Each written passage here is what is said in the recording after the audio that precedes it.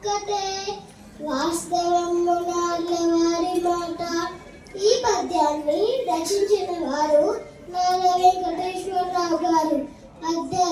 అద్దాలేమనగా మానవత్వం అంటే మనిషికి ఉండే సహజ గుణం. పరమార్థం ఏమనగా గొప్పదైన లేదా గొప్పదైన.